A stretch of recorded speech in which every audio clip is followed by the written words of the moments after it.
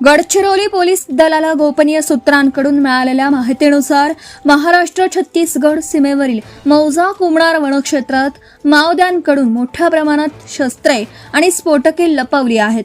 31 जुलै रोजी गडचिरोलीचे पोलीस अधीक्षक श्री एम रमेश यांच्या मार्गदर्शनाखाली 4 प्राणहिता पथके, 1 BDDS पथक आणि 1 CRPF पथक यांचा समावेश असलेलं एक विशेष कृती पथक वनक्षेत्रात शोध मोहीम राबवण्यासाठी पाठवण्यात आलं.